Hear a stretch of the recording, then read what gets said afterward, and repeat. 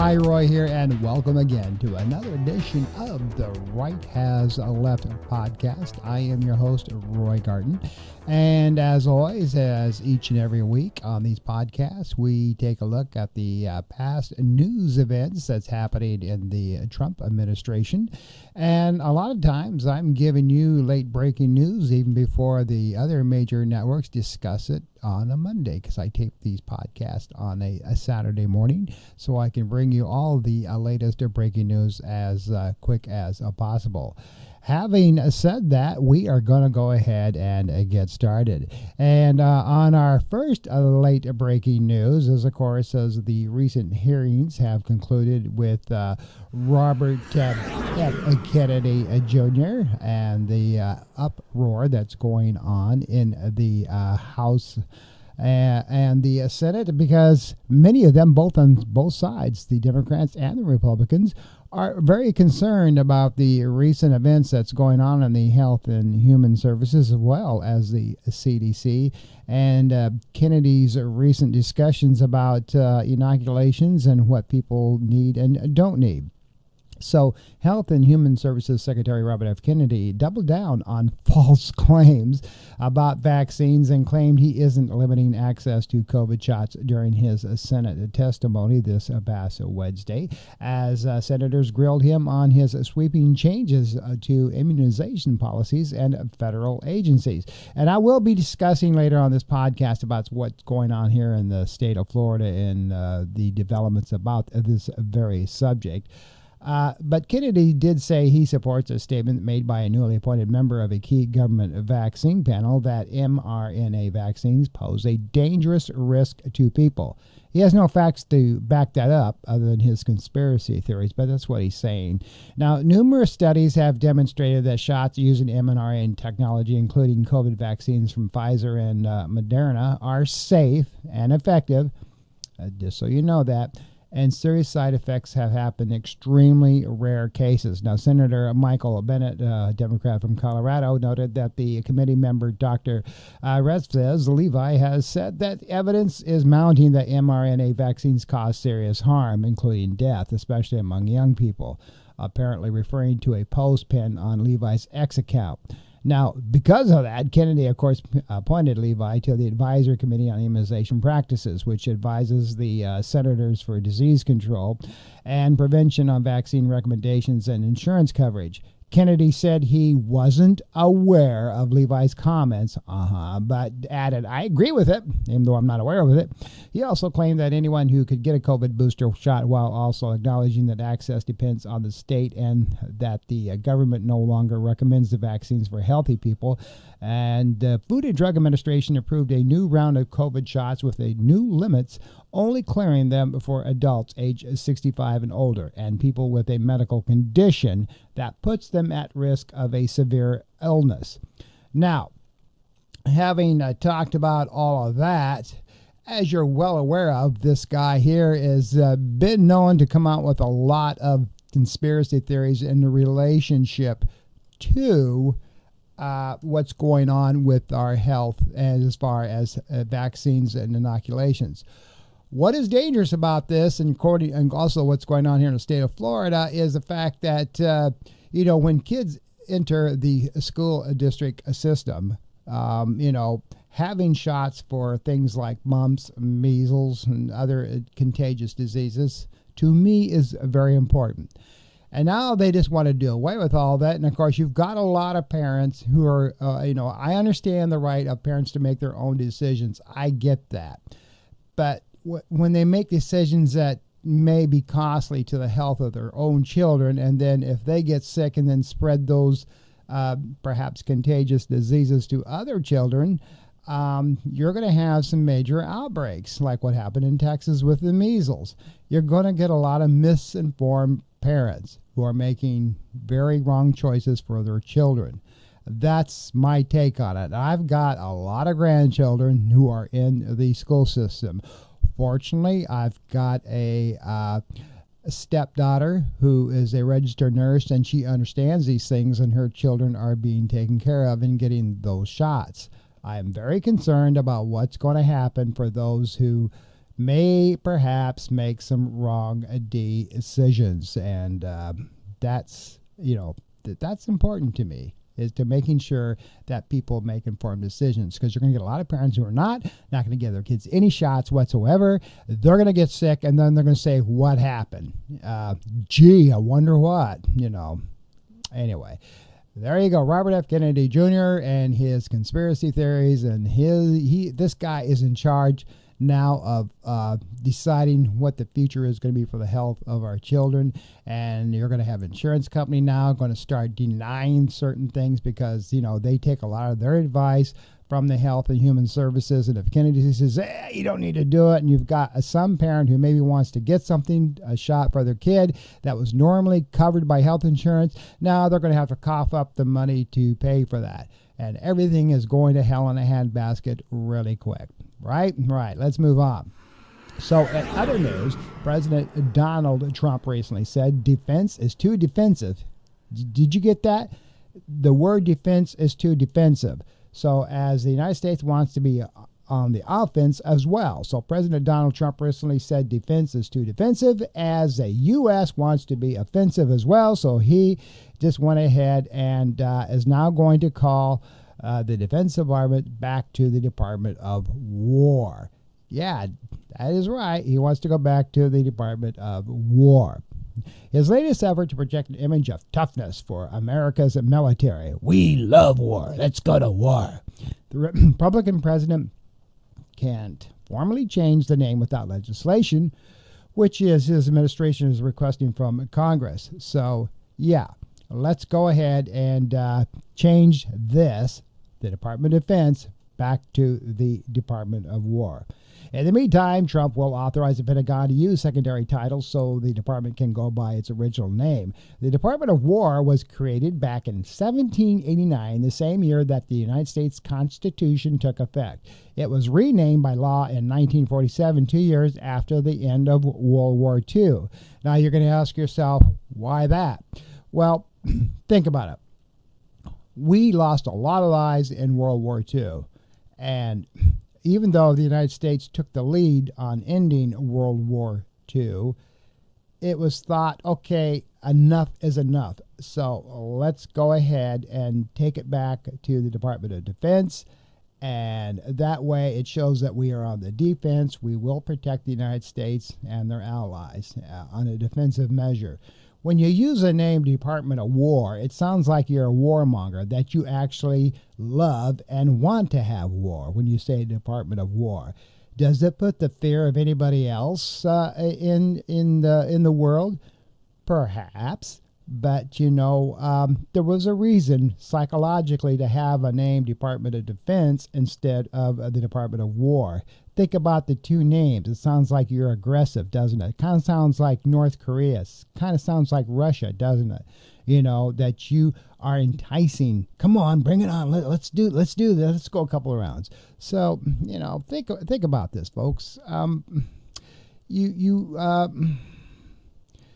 You really want to think about the psychological effect of saying things like Department of War and Department of Defense, because it's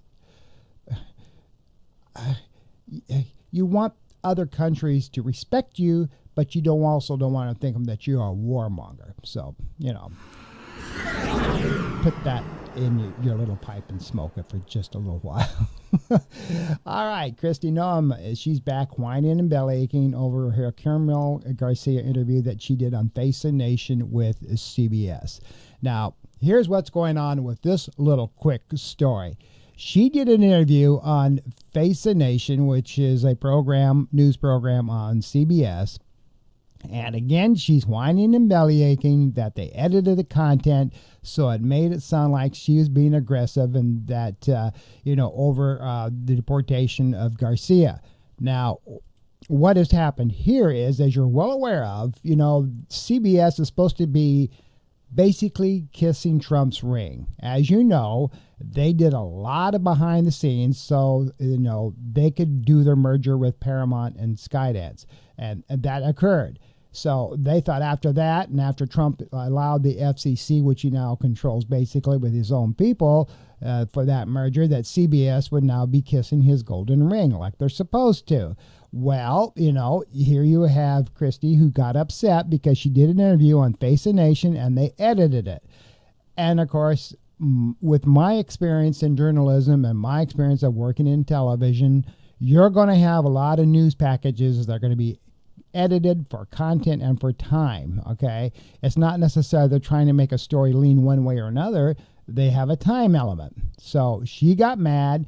She put on the whole interview that she had access to, and people are saying, "Oh yeah, CBS, they're just edited so they can make it lean to the right." So more outbreak happened with this particular story. So CBS went on and said, okay, we'll now do live broadcasts with that. We're not going to edit it, even though they always put the full unedited news packages on their YouTube channel. But I guess a lot of people don't understand that. So CBS again has to kiss the golden ring to make, Christie and Trump happy that, this stuff doesn't go on more. Again, it's again in control. Trump wants to control all the major networks, so every story, no matter what, that comes out on the airwaves, it used to be the airwaves, now streaming, whatever, that they all favor him and his cabinet. That I do not want anything negative about this. You want state-controlled media, just like they do in North Korea, and like they do in Russia. Okay, Trump wants to control the media, so everything and anything that comes out is in his favor. All right, moving on to our next one. This is weird. Now, you see that circle there? President Donald Trump's recent Oval Office appeared has fueled a fresh wave of health rumors, and this has been all over the internet. If you look at this particular photograph of Trump, and you see that circle there, that looks like an LVAD package. It's battery operated. What that stands for is left ventricle assist device. It's under his jacket. Now, about this particular photograph, again, what I'm talking about is alleged. The White House press has not, press secretary Caroline has not come out and said that he's wearing that.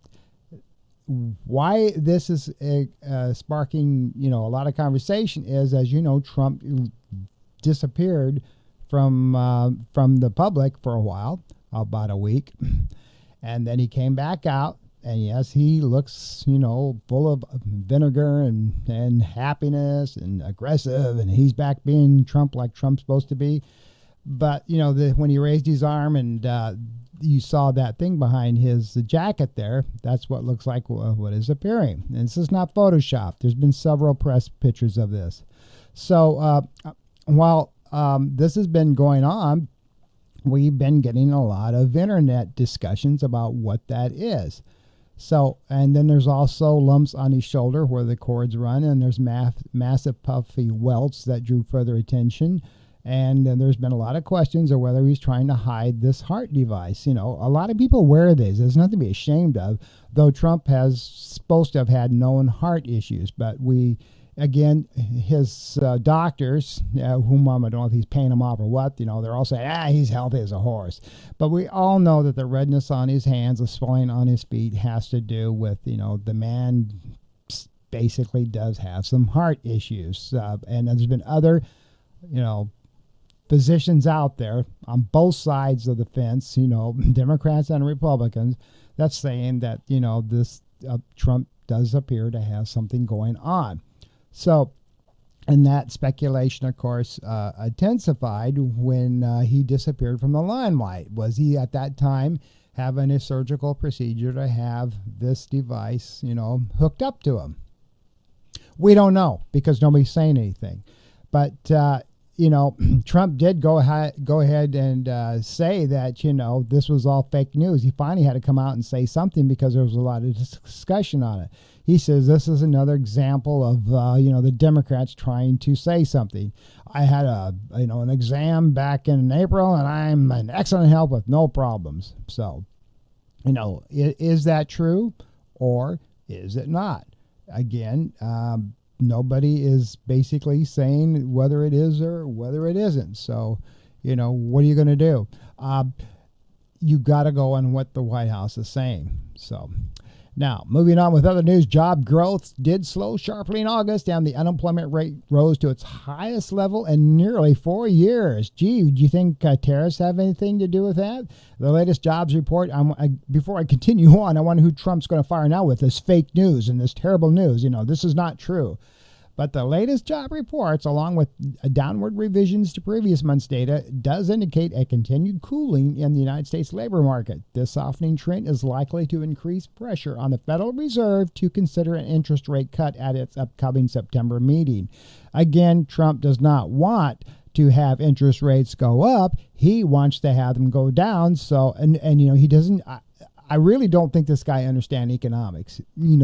It's just like, continue on so we can go on and on and into further debt and go further and further into recession. But that's going to have some concerns. So year-over-year wages grew at only a 3.7% rate, which is down 0.2 percentage points from the previous month. Despite the deceleration, wage growth has been outpacing inflation for nearly 2 years, which typically occurs as productivity increases. So is that good news? Perhaps. But again, with less jobs out there, when you've got more people looking for work than there are employment, you've got problems. And of course, the feds are going to look at that. So you've got to take those things a lot with into consideration. So having said that, let's go ahead and at this point in time get into our top story. And our top story is, of course, we are going to be talking about what's going on with this situation with the Epstein Files. Yes, we really just have to go ahead and discuss this because, this thing is just getting crazier and crazier, especially on both sides of the fence. You've got Republicans now more and more aligning with Democrats about releasing those Epstein Files. And there's so much conspiracy theories going on out there. So a bipartisan group of lawmakers stood outside the United States Capitol this past Wednesday alongside nearly a dozen women who said they've been abused by the late convicted sex offender Jeffrey Epstein. And you can't blame them because of the fact of the matter is with all this going on, there is some truth to this matter. And Epstein, he abused a lot of these women, and now they're all starting to come in and going out there and having discussions with the public about you've got to release those files. And it's not a hoax. And this included a direct plea from one of the survivors and to the president. President Trump, you have so much influence and power in this situation. Please use that influence and power to help us and to invite extended to him to the Oval Office to talk about this. And he's not going to do it. In fact, the matter is when they were having this press conference outside the U.S. Capitol, Trump, like a sixth grader that he is sometimes, he orders a jet fly over in that exact area so it would drown out this press conference. He ordered the military to fly military aircraft over that area, so with their, of course, loud jet engines to try to drown out the press conference. I don't want to have that press conference, so I order the military to go out and fly over this area, so they nobody can hear what they're talking about. That's Trump. Nothing negative about him. And these survivors went on to say, "We are real human beings. This is real trauma." Yet just moments after those survivors spoke, President Donald Trump delivered his own remarks dismissing the whole thing as a political joke, and this is what the Democrats are trying to do. How could the Democrats be trying to do this, Mr. President, when your own Republicans that you have in the House and Senate are out there standing side by side with these women? Are they now Democrats or something? So we're having the most successful 8 months of any president ever. And I do question that as well. And now he's trying to get Johnson, and he's getting escalating pressure, the House Speaker, to prepare for these votes to try to get this whole thing about releasing the files shot down, because there are names in there that, he does not want to make public. So that's what's really going on. I will say this, that those Epstein files get more and more, controversial as time goes on. Even the MAGA base are saying release the files. And it's no secret by now, Trump's name is in there. Now, again, we don't believe at this point in time that Trump, even though his name is in there, has done anything illegal. Yes, he has associated with Jeffrey Epstein. We all know that. The photographs are there when Trump was much younger. And nobody is saying that Trump has done anything illegal. Nobody has come out and said that. There have been some women that said they have seen Trump there. Again, this is all alleged. We can't prove anything either way. We do know that Trump is doing everything he can not to have those files released, because there are a lot of people who have financially contributed to Trump's campaign that has been already stated that is on that list. Names are. So are some Democrats. I'm not going to hide that, There has been rumors that, a couple former presidents, we all know who we're talking about, is on that list as well. So now, among those lawmakers who took the podium to talk about getting these files released is Marjorie Taylor Greene. She was basically listed on there as well. So, and I thought I had there she is. There's Marjorie. Yes. Now, her support is a clear signal that the president won't soon be able to escape the scrutiny over this administration's handling of the Epstein investigation, because with Marjorie Taylor Greene out there supporting these women and saying release the files, that puts a little wave in Trump's discussion. This is a boiling point in American history, Greene said in a fiery speech in which she vowed to support the survivors in any way possible. And she even went on to a press conference discussion with CNN after the rally was over, and she said she spoke with Trump personally earlier that morning and urged him to host Epstein's victims in the Oval Office. He won't do that. And, Epstein survivors mark an extraordinary moment in this discussion and a months-long battle for his government to release additional documents and information related to the disgraced financier, Jeffrey Epstein, or as we all know, who's now dead. Speaker Mike Johnson, the GOP leaders in Congress attempt to quell the backlash over Trump's handling of the controversy. Republicans like Greene have breathed new life into the fight. Greene is one of 4 Republicans who have so far signed on to this week's bipartisan push to force Congress to require the White House to publicly disclose more information about that case. The effort, known as a discharge petition, is led by Republican Tom Massey of Kentucky, a fiercely independent Republican who frequently does have a little bit of spars with Trump. But both Greene and Massey argued that the matter should be above politics. They urged more of their GOP colleagues to back their resolution, allowing the measure to come to the floor for a vote. A major affront to Johnson's powers as Speaker. Now, there's over 200 Republicans who have not signed this discharge petition. We only need 2 of them to sign it, Massey said at a press conference where he vowed not to back down from the fight, as well as Marjorie Taylor Greene. Johnson has urged publicly and privately that Massey's discharge petition has been made a moot and unnecessary because of the House Oversight Committee's work, and he pointed Wednesday to more than the 33,000 documents released by the panel in less than 24 hours before. And, they think that should be enough, but there's others they're not releasing. And whether Trump's name is on those other docs, we will never know unless they are released. So, they're trying to, he says they're trying to weaponize the Epstein issue against Trump and the GOP in recent weeks. And of course, Trump is doing everything he can to get the focus off of the Epstein files. And as he tries to do other things like talk about, bringing some kind of a ceasefire between Ukraine and Russia, which that has failed. And he's trying to bring a ceasefire between Israel and the Palestinians, and that's failed. So we don't know. So it's just going to go on and on and on.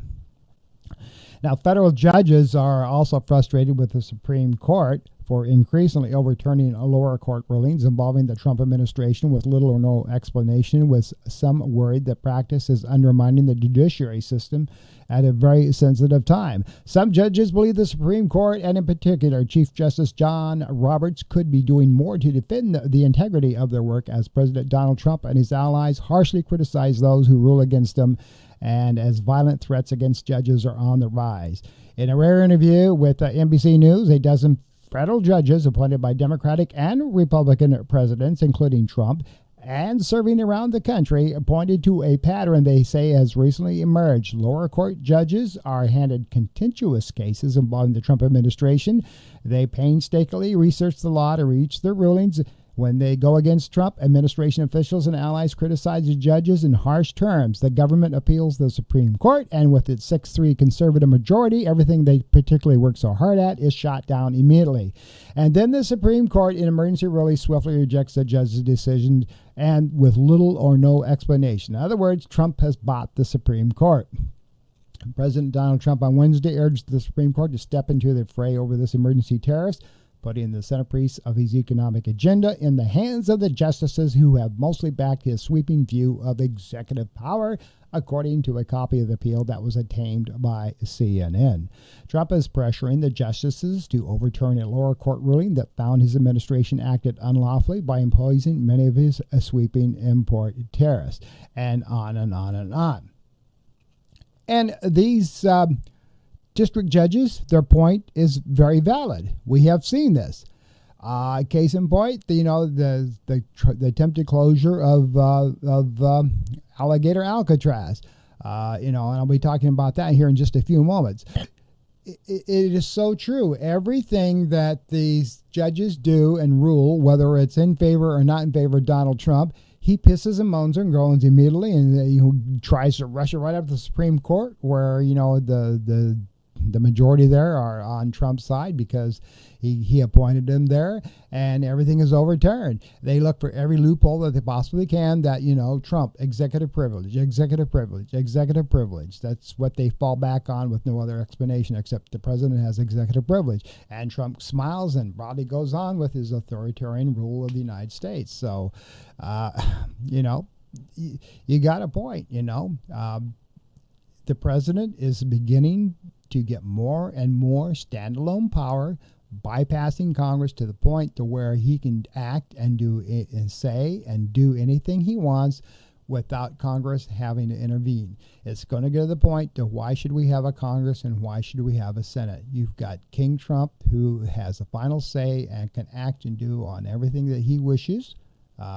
because Project 2025, that's the way they wanted it. So the Trump administration is also opening a new camp with a notorious state prison in Louisiana. And this is kind of scary.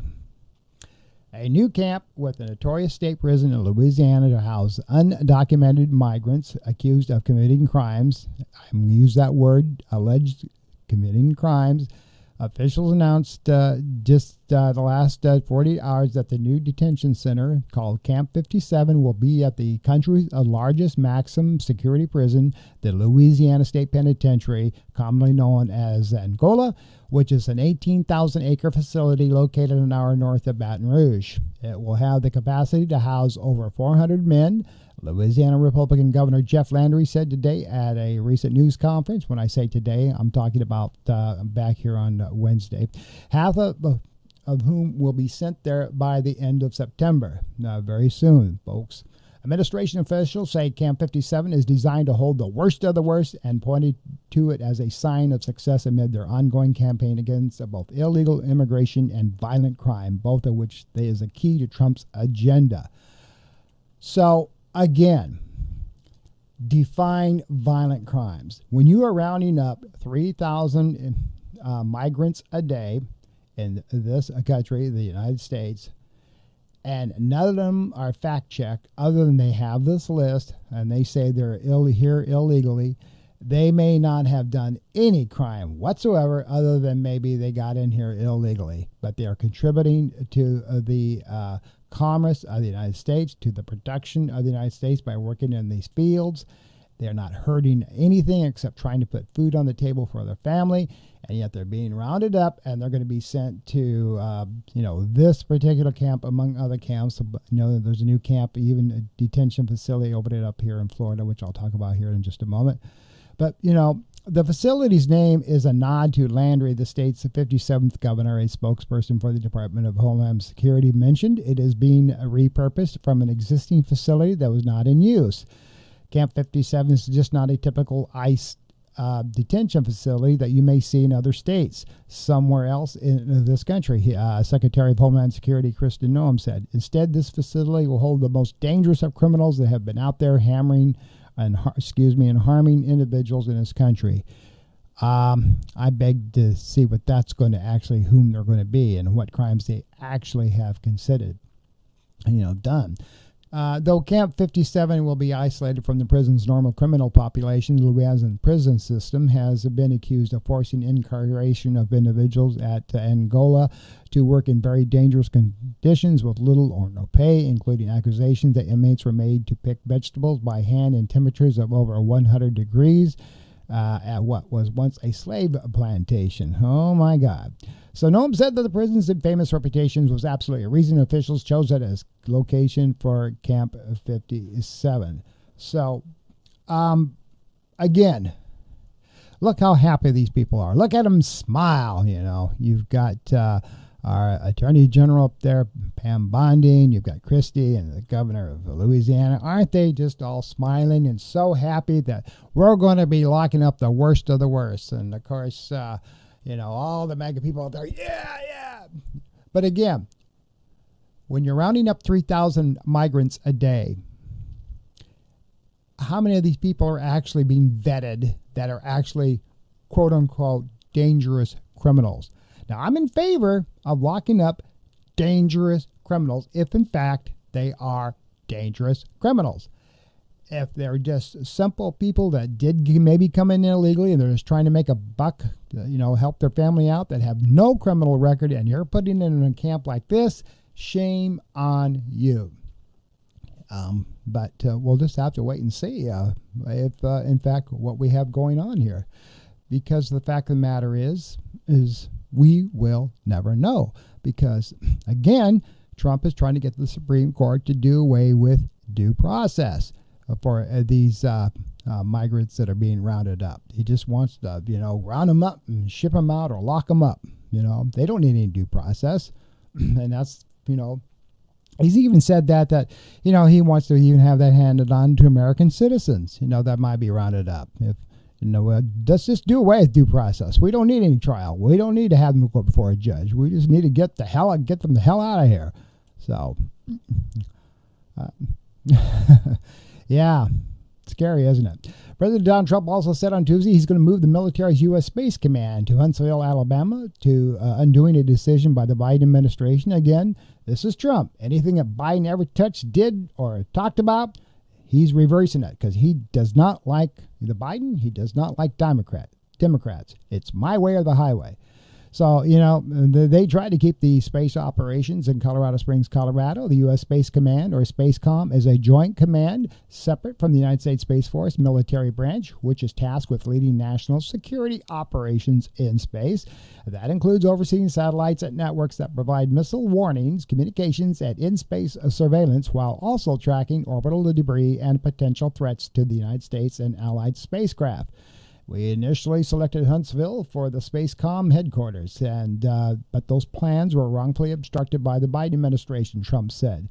In announcing the move, Trump also criticized the state of Colorado, which has Democrats in its statewide elected office, saying the problem I have with Colorado, and when he was asked, why are you moving it, one of the big problems is that they do mail-in voting. Several red states also allow some form of mail-in voting, including Utah, which, like Colorado, has automatic mail-in voting. Meanwhile, Trump's officials blasted Trump's decision. The state's governor, Jared Polis, called the move a waste of taxpayer dollars and an inconvenience to military families that must and are being forced to relocate, which was the permanent locations for Spacecom. Now, I'm going to chime in on this. I can see one positive reason for moving it to Huntsville, Alabama, and that is because of the Gulf and the ease of moving equipment and rockets and things like that from there to Kennedy Space Center.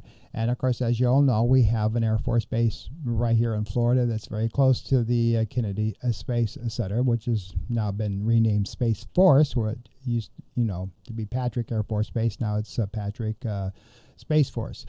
So that I can agree with. It is moving operations a little bit closer. But in this report, Trump said it's going to create 30,000 new jobs. That's not true. Approximately 1,200 personnel will have to be relocated from Colorado to Huntsville, Alabama for this moving operation, as statistics have shown. But it's not going to create 30,000 new jobs. Again, Trump just loves to throw numbers out there to make it look bigger than things than it really is. He loves the word, the most ever, the most fantastic, billions, That's what he likes to do. But I can see the point of keeping operations a little closer, but they're even in Colorado. It was working to the fact that because of the technical innovations that we have today, it was still just running very smoothly. But again, this is a political move. It's again Trump taking a slab back at Biden. It's taking a slab back at Colorado because of the he says it's mail-in voting, which again red states do that too. But Trump just likes to shoot from the hip and shoot his mouth off and say things whatever he would like to do. So. You can see where we're going here with this. Again, this is more of a political move than it is a move of need. There is some, like I said, there are some positive things about this. I believe in transparency. I can see where being more close to the Kennedy Space Center operations, that this is probably a good move in that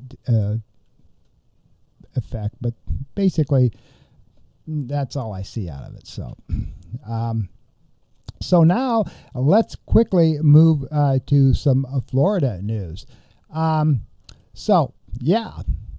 Governor Ron DeSantis is back in the news as his Florida Surgeon General, Joseph Ladapo, has said this past week that the state will work to eliminate all vaccine mandates. Now, this is where we're going with this. Remember, I talked earlier about what's going on with Robert Kennedy and, the health department there and CDC saying that vaccines just isn't really all necessary anymore. Well, Florida became the first state to completely eliminate all mandates that vaccinations are needed. It's now going to be a personal family decision. And this includes all of those vaccinations.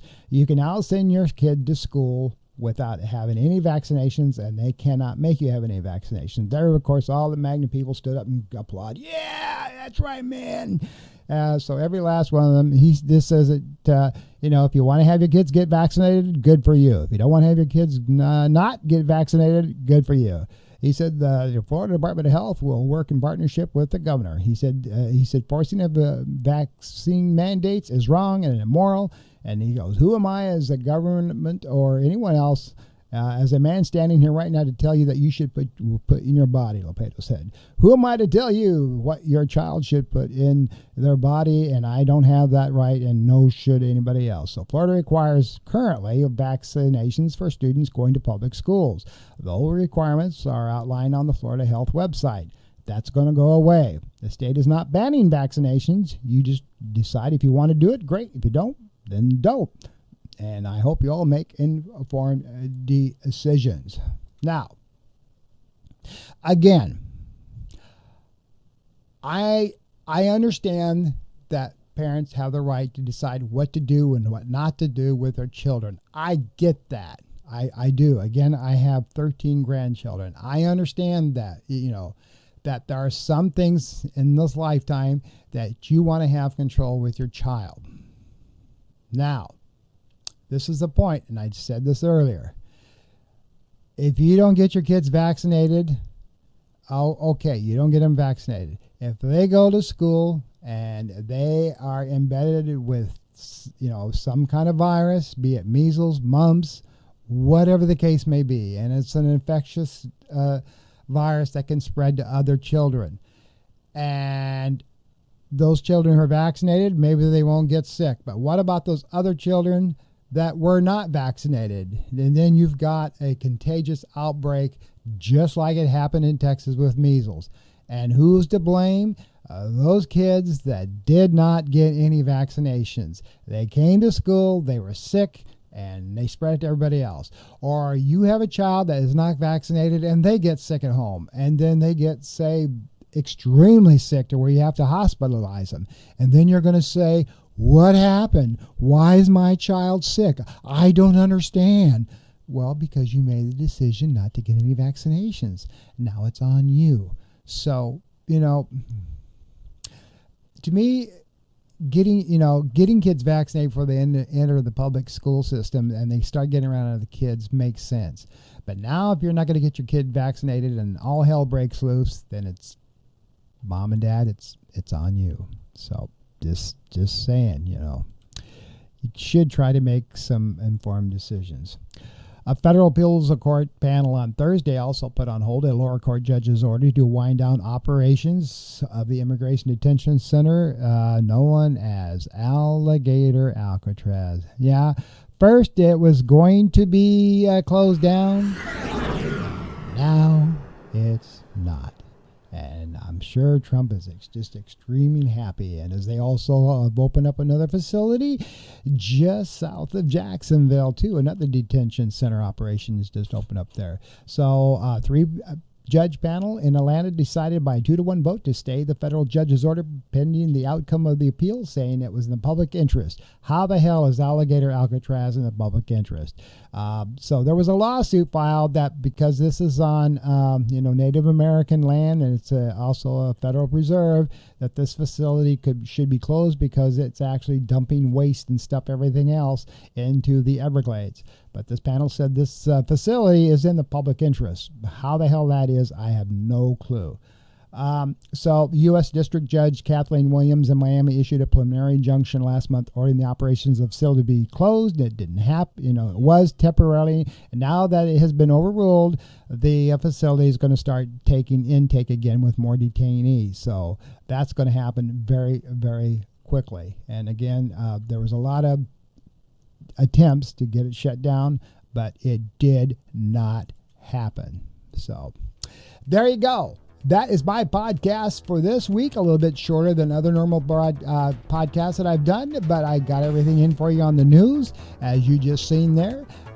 Again, we will see what happens next week, but there's always a lot of news for me to give to you, and I do this on a Saturday so you can get it out there, so you can hear about the news before you even see or watch it on television on Monday. So again, this is Roy with The Right As Left, and again, you try to have a good week. Until next time, take care.